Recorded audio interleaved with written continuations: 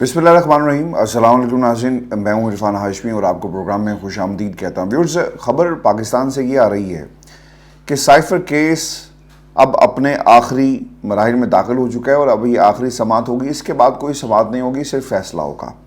Cipher case का जो आज का दिन है एक इंतहाई अहम है, क्योंकि आज साइफ़र केस की हतमी समाअत होनी है और गुज़िश्ता समाअत में जो खान साहब के वकील हैं सलमान सफदर, उन्होंने अपने दलाइल मुकम्मल कर लिए और क्या खूबसूरती के साथ इन दलाइल को मुकम्मल किया गया। और साइफ़र की ऑथेंटिसिटी के ऊपर, साइफ़र जिस बुनियाद पर ये पूरा केस चलाया गया, तफ्तीशी ने नहीं देखा, जज ने नहीं देखा, प्रोसिक्यूशन ने नहीं देखा और फिर अपील में जो जज साहिबान इसको सुन रहे हैं उन्होंने भी नहीं देखा, तो लिहाजा अब इसमें कोई दूसरी राय नहीं हो सकती कि ये केस हमेशा के लिए दफन हो गया। अब सिर्फ ऐलान होना है। मैंने एक दफ़ा नहीं, मुतादिद दफ़ा उन तमाम रिमार्क्स को रिपोर्ट किया आपके सामने व्यूअर्स, जिसमें आमिर फ़ारूक साहब, जिनसे तवक्को नहीं की जा रही थी, उन्होंने भी इमरान खान के हक़ में बहुत सारे रिमार्क्स दिए।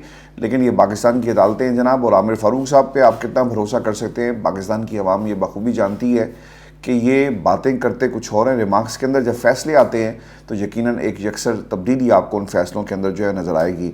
अब वकील काफ़ी मुतमईन है जी। अब किस तरह मुतमईन है, कुछ चीज़ें मैं आपके सामने रख देता हूँ कि साइफ़र और इद्दत के केस में याद रखिएगा दो केसेस हैं जिनमें बरीयत लिखी हुई है जी दीवार के ऊपर। क्यों? 190 मिलियन पाउंड केस में मरकज़ी गवाह ने इमरान खान के हक़ में गवाही दी। पटवारी साहब जी आ गए। आमतौर पर पटवारी जो हैं वो एक जमात से ताल्लुक़ रखते हैं, लेकिन यहाँ पर एक पटवारी जो है ये दूसरा पटवारी है, वो दूसरे पटवारी हैं जिन्होंने इमरान खान के हक़ में गवाही दी। कितने पैसे देकर ज़मीन को ख़रीदा गया और कितने पैसे देकर इंतकाल किया गया, महकमा रेवेन्यू के अंदर ये तमाम रिकॉर्ड्स है वो मौजूद है। अब साइफ़र केस में जो अहम नुक्ते जो उठाए गए हैं आपने ये याद रखने हैं, और अगर इसके ख़िलाफ़ फ़ैसला आया तो फिर ये निज़ाम पूरे का पूरा जो है वो बिक चुका है। और आज अगर इमरान खान, या फिर जब भी ये फ़ैसला सुनाया जाता है, अगर इमरान खान के ख़िलाफ़ आया तो फिर व्यूअर्स आपको याद रखना चाहिए कि वो निकात क्या थे जो सलमान सफदर ने अदालत में पेश किए। पहली चीज़ ये जी है कि जज गुल हसन औरंगज़ेब कहते हैं कि जो इमरान खान के पास था वो साइफ़र नहीं बल्कि उसके मिनट से, यानी फिर सज़ा कैसे सुनाई गई। आपने कागज़ से लहराया, गवाह एक आता है और गवाह कहता है कि जनाब वो मीटिंग मिनट्स मुझे तैयार करने के लिए कहे गए, मैंने तैयार कर दिए। तो कागज़ कहाँ था? कागज़ किसी ने नहीं देखा, और कागज़ अगर आपने देखा नहीं है तो फिर आप किस बुनियाद के ऊपर ये सज़ा जो है वो सुनाते हैं? फिर व्यूअर्स, गवाह एक है जिसका नाम था आज़म खान, और आज़म खान की गवाही यानी एक लौता गवाह है। ये जो इमरान खान को सज़ाएं सुनाना चाहते हैं, जेल में रखना चाहते हैं, ये उनका एक लौता गवाह है। एक लौता गवाह जो इमरान खान के बारे में ये तमाम बातें कर रहा है। ये तो इसी तरह ही कि बंदा उठे जिसको दबाव में हो, या किसी को आप गन पॉइंट पर कोई भी बयान जो है वो दिलवा दें और कहें कि, और फिर उसके बाद से सज़ा सुना दी जाए। और वो एक शख्स किसी के बारे में अगर कोई इल्ज़ाम लगाता है और उसकी गवाही, आप उस इल्ज़ाम को गवाही समझकर पेश करें और उससे कुछ सबूत पेश नहीं किए कि भाई जो मैं बातें कर रहा हूँ ये बिल्कुल दुरुस्त है और इसके सबूत ये हैं, ये अदालत ने पूछा भी नहीं है। अच्छा, फिर साइफ़र केस कवानीन भी सलमान सफदर को नहीं बताए गए। साइफ़र को किस कानून के तहत बाहर लाना चाहिए और किस के तहत खुफिया रखना चाहिए, लेकिन वो फ़ाइल साइफ़र सफदर ने अदालत में पेश की। इनके पास एक बुक पूरी होती है और कहाँ कहाँ से कौन कौन सा ये प्रोटोकॉल है ये पूरा फॉलो, ये पहली दफ़ा अदालत में चीज़ें पेश की गई, उस किताब के अंदर लिखा हुआ है। फिर साइफ़र केस में इमरान खान के ख़िलाफ़ ऑफिशियल सीक्रेट एक्ट लागू कर दिया गया, लेकिन वही साइफ़र की 9 कॉपियाँ, इंतहाई अहम नुकता ये था कि 9 कॉपीज़ ऐसी करवाई गई जो अदालत में सलमान सफदर ने बारहा ये बताया कि आपके पास एक टाइम फ्रेम था कि आपने एक ख़ास मुद्दत के अंदर इसे वापस वजारत दाखिला को, महकमा ख़ारजा को जो है वजारत ख़ारजा को वापस भेजना है, लेकिन उसे भेजा नहीं गया। सिर्फ इमरान खान की कॉपी को पकड़कर आपने ये सब बातें कही कि ये बताया जाए कि इमरान खान की कॉपी जो है वो क्यों नहीं गई, और फिर आपने वो केस जो है पूरे का पूरा बना दिया। अब 9 कॉपीज़ किस किस को भेजी गई, इस पर क्या कभी किसी ने इंक्वायरी की, और उसकी कितनी कॉपीज़ की गई, किस किस को दिखाया गया, लेकिन इमरान खान के हवाले से यानी उस कॉपी को बुनियाद बनाकर इमरान खान को जो है वो सज़ा सुना दी गई। अब इंतहाई अहम नुकता ये भी था कि ये केस पूरे का पूरा वजारत ख़ारजा का था, लेकिन इस केस को वजारत दाखिला की तरफ से यानी मुद्दई जो बनाए गए वजारत दाखिला थे, और इसके अंदर भी बहुत सारी प्रॉब्लम्स आपके सामने हैं, क्योंकि मुझे ये लगता ये है कि वजारत दाखिला के लोग आकर तो बात कर सकते थे, लेकिन वजारत ख़ारजा اسے اپنے پروٹوکولز کو دیکھنا پڑنا تھا اور پھر اس کا اثر جو ہے پاکستان کے تعلقات پہ بھی پڑ سکتا تھا. جو میری بات ہوئی ہے اسی لیے انفارمیشن جو ہمارے ساتھ شیئر کی گئی ہمارے ذرائع نے یہ کہا گیا کہ وزارت خارجہ کو جان بوجھ کر مدعی نہیں بنایا, کیونکہ بہت سارے سوالات ہوتے ہیں نا کہ پروٹوکول کیا ہے, کتاب کیا ہے, کس طرح سے اس بک میں لکھا ہوا کیا ہے, سائفر چلتا ہے جب کسی ایک نقطے سے ہے تو کن کن لوگوں کو بھیجا گیا, پروٹوکول کون سا فالو کیا گیا, ڈی سائفر اسے کیا گیا کہ نہیں کیا گیا, یہ تمام سوالات تو پوچھے جانے تھے. اور پھر وزارت خارجہ نے اس پر ہاتھ کھڑے کر دیا اور اس کا تعلق پاکستان کی نیشنل سیکیورٹی سے تھا. یہ تھی وہ نیشنل سیکیورٹی جس کو بنیاد آبویسلی بنایا گیا, لیکن آپ نے مدعی بننے سے انکار کر دیا, لیکن خان صاحب کو جو ہے وہ آپ نے سزا اس پہ سنا دی. پھر سائفر کیس پہ سزا دیر رات تک سنائی گئی. سائفر کیس پہ عمران خان کے وکلا کا حق بھی چھینا گیا, حق دفاع آپ نے چھین کر پروسیکیوشن اسٹیٹ کو اپوائنٹ کر دیا اور اس پر عدالت نے ان کا سی وی بھی طلب جو ہے وہ کر رکھا ہے. ویورز, ان سب نکات کی بنیاد پر خان صاحب اور شاہ محمود قریشی صاحب کی جو ہے وہ بریت جو ہے وہ ہونے جا رہی ہے, اور اگر اس کے علاوہ کوئی فیصلہ آیا تو یقیناً پاکستان میں پھر جنگل کا نہیں کالا قانون جو ہے وہ رائج ہو جائے گا اگر عمران خان کی سزا کو جو ہے وہ اپہیل رکھا جاتا ہے. ویورز, میں آپ کو نا ایک خبر یہ بھی دے دوں, اور یہ خبر آئی ہے جی ایک جنرل صاحب کی, corps commander Mangla lieutenant general Aiman Bilal Safdar کی ریٹائرمنٹ کے حوالے سے, اور یہ خبر رپورٹ بھی ہوئی ہے. پاکستان میں وہ تمام صحافی جو بہت ہی قریب سمجھے جاتے ہیں پاکستان کی اسٹیبلشمنٹ کے, انہوں نے اسے رپورٹ کیا کہ انہوں نے اپنی ذاتی جو کیا کہتے ہیں اسے مصروفیات کی بنیاد پر انہوں نے معذرت کر لی اور وہ زیادہ دیر اپنی اس کرسی پر کام نہیں کر سکتے. اب جنرل ایمن ہیں کون جی, یہ بھی میں آپ کو بتا دیتا ہوں. Corps commander Mangla lieutenant general Aiman Bilal اور وفاقی کابینہ نے ان کی درخواست کو منظور کر لیا ہے. جنرل ایمن ہیں کون, ان کا تعلق جی منڈی بہاؤالدین تحصیل پھالیہ سے ہے, اور جنرل صاحب کے والد میجر ریٹائرڈ صفدر جو ہیں, اور پھر جنرل صاحب IGFC بلوچستان اور نیشنل ڈیفنس یونیورسٹی یعنی NDU میں 4 سال بطور استاد جو ہے پڑھا چکے ہیں, اور جنرل وڑائچ کو کور 1 منگلا کے کور کمانڈر تھے. کور 1 منگلا کے انڈر گجرانوالہ کور اور لاہور کور آتی ہے, اور پھر یہ ایسے وقت میں ایک انتہائی اہم جو ہے وہ ریٹائرمنٹ سامنے آئی ہے. عدلیہ میں بھی دیکھی اور اس وقت ہم نے فوج میں بھی ریٹائرمنٹ جو ہے وہ دیکھی ہے. ویورز, میں آپ کو نا ایک اگلی خبر یہ بھی دے دوں, اور دھاندلی کے الزامات, کمشنر صاحب ایک دن آتے ہیں راولپنڈی کے لیاقت علی صاحب, اور انہوں نے پاکستان کی سیاست کو بدل کر رکھ دیا. چٹھا صاحب راولپنڈی کے کمشنر, کس طرح سے انہوں نے اختیارات کا استعمال کیا, پوری ایک انکوائری ہوتی ہے. انکوائری کیا ہوتی ہے جی, کچھ لوگ اگلے دن آ کر ٹیلی ویژن کے اوپر انٹرویوز دیتے ہیں, ایک جملہ اور رٹا رٹایا جملہ وہ کہتے ہیں اور اس کے بعد وہ غائب ہو جاتے ہیں.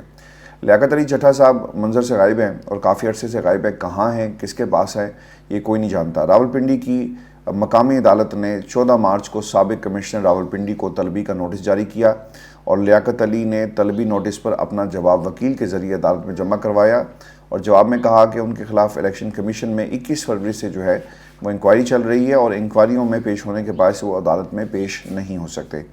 عدالت نے جی لیاقت چٹھا کے وکیل کو دلائل دینے کے لیے 5 دن کی مہلت دیتے ہوئے کیس کی سماعت 20 اپریل تک ملتوی کر دی ہے, اور PTI کی درخواست پر بھی جی اعتراض عائد ہوا. یہ بھی میں آپ کو بتاتا ہوں کہ اسلام آباد ہائی کورٹ کے رجسٹرار آفس نے PTI کی اسلام آباد کی تینوں نشستوں پر فارم 45 کو تبدیل کر کے نتائج تبدیل کرنے کے خلاف دائر درخواستوں پر اعتراض لگا کر واپس کر دیا کہ فوٹو کاپیاں ٹھیک نہیں کروائی اور فارم 45 کی کاپیاں بھی صاف نہیں پڑھی جا رہی. تو اب یہ مسئلہ یہ ہے کہ جی اب یہ فارم 45 جو پاکستان تحریک انصاف کے پاس موجود ہے, عدالتیں نہیں مانیں گی, حکومت نہیں مانتی تھی, وہ لوگ جو بیٹھ کے وہ بھی نہیں مانتے تھے, لیکن عدالتیں اب کاپیز ٹھیک نہیں ہے, مدھم ہے, اس بنیاد کے اوپر بھی پاکستان تحریک انصاف کی جو درخواستیں ہیں انہیں اب واپس کرے گی. اب پاکستان تحریک انصاف کو جی کیا انصاف ملے گا, انصاف نہیں ملے گا, صرف دھکے ملیں گے.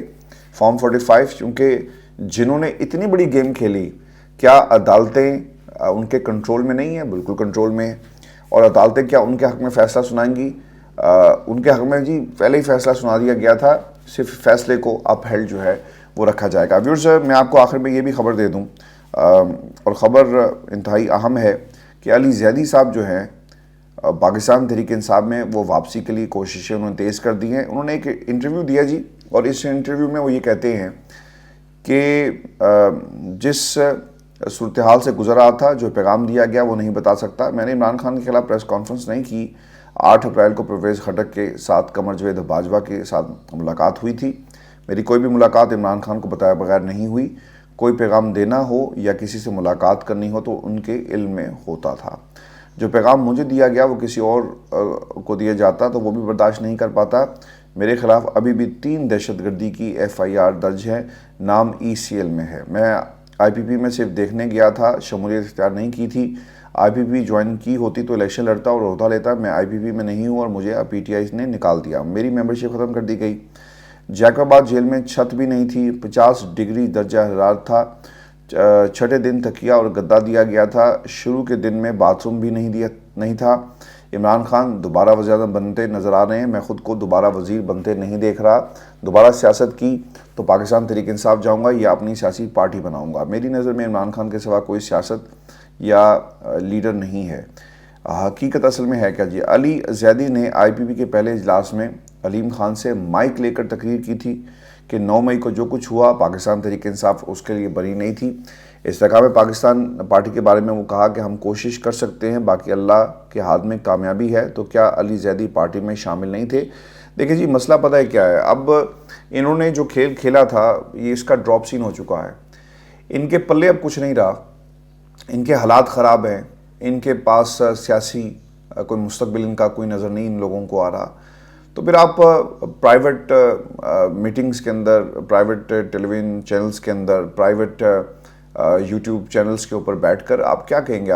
میں بہت سارے ایسے لوگوں کو جانتا ہوں جن کو باقاعدہ پیغامات, یہ صرف علی زیدی کے ساتھ مسئلہ نہیں ہے جناب, بہت سارے ایسے لوگ ہیں جنہوں نے یہ پیغام بھیجا کہ خدا کے لیے سانو لے لو. مسرت چیمہ اینڈ دین جمشید چیمہ, ان کے بارے میں آپ کو یاد ہے نا کہ عظمہ بخاری جو خان صاحب کی بہن ہے, جو ہمشیرہ ہیں, ان کو کیا کہا اور انہوں نے آگے سے ان دونوں کو کیا جواب دیا تھا. تو علیمہ خان تو یہ کہنا کہ صرف یہ کوششیں کر رہی, یہ کوششیں نہیں کر رہے. فواد چوہدری صاحب کے حوالے سے بھی آپ کو معلوم ہوگا کہ ان کے اوپر کس قسم کا پریشر تھا. وہ بھی گئے تھے, انہوں نے بھی منہ چھپایا تھا, لیکن تقریر نہیں کی عمران خان کے خلاف, نہ ہی کوئی پریس کانفرنس کی. فروخ حبیب صاحب کے بارے میں بھی یہی بتایا جا رہا ہے کہ انہوں نے بھی پریس کانفرنس, ایسی تگڑی پریس کانفرنس جس طرح وہ بولتے ہیں کہ جناب یہ کرپشن کے سارے راستے بنی گالا جاتے ہیں, اور پھر ہمیں بتایا جائے یہ پیرنی خدا کا خوف کھاؤ یار. آج تم کس منہ سے پاکستان کی سیاست میں چل پھر رہے ہو؟ گر جاؤ اور سیاست میں کبھی قدم نہ رکھنا. اور آج تم ایک کرسی اور منسٹری اور پتہ نہیں, کوششیں ان لوگوں کی, کوششیں اس بیانیے کو بنانے والے پاکستانیوں کی, اور پھل تم کھاؤ گے, پھل پاکستان کی عوام کھائے گی, کیونکہ یہ کوششیں صرف پاکستان کی عوام کے لیے کی جا رہی ہیں. آپ جتنے مرضی زہری صاحب انٹرویوز دیں, جتنے مرضی دفعہ یہ کہیں کہ غلطی ہو گئی, بھائی میں نہیں کم کیتا سی, قوم بیوقوف نہیں ہے. آپ کا مائک چھینا پوری قوم کو جو ہے وہ یاد ہے کہ مائک کیسے چھینا گیا. کہاں تھی وہ قیادت؟ عمران خان اکیلا جیل میں, جیل کاٹ رہا تھا, آپ بھی کاٹ لیتے. شاہ محمود قریشی نے مجھے بھی غلط ثابت کیا متعدد دفعہ, ان پہ کوشش ہوئی, ہم بھی کرٹیسائز کرتے رہے, لیکن انہوں نے ہم سب کو غلط ثابت کیا. پرویز الہی صاحب, یار کوئی امیجن کر سکتا تھا کہ پرویز الہی صاحب will stay in jail for that long? میرے نزدیک اور پاکستانی بہت سارے ان کو غلط انہوں نے ثابت کیا, اور ان کی عزت بڑی ہے پارٹی کے اندر, یہ ان کی قربانیاں ہیں. اس عمر کے اندر جیل کاٹنا اور اب تک جیل میں رہنا یہ کوئی اتنا آسان کام نہیں تھا. تو ان لوگوں نے, اگر یہ لوگ کر سکتے ہیں, اور پھر یاسمین راشد صاحبہ آج بھی جیل کے اندر ہیں, تو آپ لوگ یہ کہتے ہیں کہ جناب ہم پریس کانفرنس. تو میرا خیال ہے کہ آپ سے بہتر یاسمین راشد تھی, کینسر سروائیور, جنہوں نے گھٹنے نہیں ٹیکے اور وہ آج بھی جیل میں ہیں, اور عمران خان کی ایک سچے سپاہی کی حیثیت سے کھڑی ہیں. سیاستدان کو ایسے ہی ہونا چاہیے. آپ کو بھی یاد ہوگا کہ میں اکثر یہ بات کہا کرتا تھا کہ یہ خواجہ سعد رفیق, سلمان رفیق, خواجہ آصف, ٹھیک ہے جی, احسن اقبال, شاہد خاقان عباسی اور جوید لطیف اور کئی نام, رانا ثناء اللہ, یہ لوگ نواز شریف کو چھوڑ کر نہیں گئے نا, انہوں نے پارٹی کا ساتھ دیا. تو ان لوگوں کے پاس کیا ایسے ہیرے کیوں نہیں ہیں؟ میں ہیروں سے مراد یہ ہے کہ ان کی اپنی پارٹی کے لیے لائل تھے, اپنی پارٹیز کے ساتھ وہ کھڑے رہے. ویسے تو یہ کالا پتھر ہے, ہیرے نہیں ہیں تمام لوگ جن کا میں نے آپ کو نام گنوائے. پاکستان کے لیے انہوں نے کچھ نہیں کیا, اتنے موقع ملے یہ کچھ نہیں کر سکے. تو اگر یہ کھڑے ہو سکتے ہیں, لائل تھے, تو کیا تحریک انصاف کے پاس ایسے لوگ نہیں ہیں؟ تو پھر آپ نے دیکھا کہ وکیل آ گئے, وکلا نے اس پارٹی کو ٹیک اوور کر لیا اور پھر خان صاحب کے مقدمات 250-200 کے قریب مقدمات ہوں تو پھر ویورز یہ معاملات کسی سمت میں جا کر تو اسی طرح رکیں گے. اپنا خیال رکھیے گا, اجازت دیجیے, اللہ نے کے بعد.